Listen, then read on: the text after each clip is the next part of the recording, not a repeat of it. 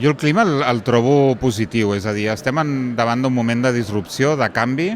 Les empreses no només han de ser competitives des del punt de vista econòmic, és a dir, tenir beneficis, sinó que també necessiten ser més responsables des del punt de vista mediambiental i també social. I jo crec que avui s'ha premiat empreses que representen molt bé aquest nou model, aquest nou paradigma. I davant d'un moment de disrupció és veritat que hi ha incerteses i, per tant, la indústria, en el nostre cas, però també en general l'empresa, ha de prendre decisions sense tenir tota la informació. Aleshores, és normal que demanin un entorn regulatori que els ajudi, recursos des de l'administració pública per compartir el risc amb els projectes que han d'afrontar, perquè de fet estan afrontant molts de riscos. I aquí és on el govern de la Generalitat estem intentant acompanyar-los, conèixer quins són els projectes, entendre bé quins són aquests moments de disrupció i afrontar aquests reptes conjuntament, la descarbonització, l'impacte social i tota una sèrie de reptes que els hem d'afrontar conjuntament. I crec que avui, no només la jornada en el seu conjunt, sinó també les empreses, institucions i persones que s'han premiat, representen bastant bé aquest moment de disrupció, de canvi i també de nou model productiu que necessitem. Sens dubte. O sigui, és un repte molt complex d'assumir perquè estem davant d'un canvi de paradigma molt important. És a dir, les tecnologies de base digital estan canviant absolutament la manera de competir.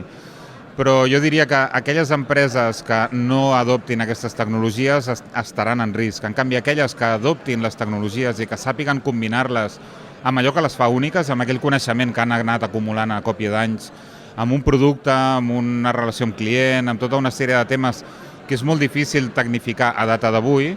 aquelles són les empreses que poden tenir èxit. Per tant, tot i ser un repte, jo crec que el que hem és de desmitificar una mica l'amenaça que suposa la intel·ligència artificial i, en canvi, prendre'ns-ho com una eina que pot ser molt valuosa i que, a més, no podem no acceptar-la i no treballar amb ella. Aleshores, en aquest sentit, és difícil, però jo crec que l'empresa catalana, l'empresa industrial, l'empresa també d'elevat tecnificació, coneixement, digitalització, tots aquests processos entén que la intel·ligència artificial forma part d'aquesta transformació que han d'adoptar, que han d'explorar a la vegada que estan explotant el negoci actual. La PIME és cert que la PIME i startup són empreses més petites, amb menys recursos per adoptar canvis, però a la vegada tenen la força, diguem-ne, de tenir elements diferencials. És a dir, una PIME, avui s'han premiat empreses que tenen més de 100 anys de vida, empreses tèxtils que tenen més de 100 anys de vida, i a mi m'agradaria posar en valor això, empreses que continuen fent tèxtil a Catalunya que tenen més de 100 anys de vida, que són PIMEs, i aquestes PIMEs industrials han demostrat un nivell de resiliència molt important, són la nostra prioritat, és a dir, quan nosaltres dissenyem polítiques industrials de suport a la indústria, tenim un biaix positiu, diguem-ne, per la PIME. És cert que és fàcil tenir-lo perquè més del 99% de l'empresa industrial catalana és PIME, però al cap i a la fi, tot i tenir segurament menys recursos per invertir,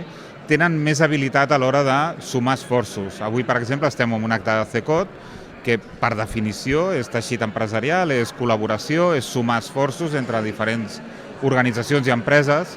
i aquí és on jo crec que l'empresa catalana excel·leix, no? Amb aquesta capacitat de, encara que a vegades no ho sembli, però sí que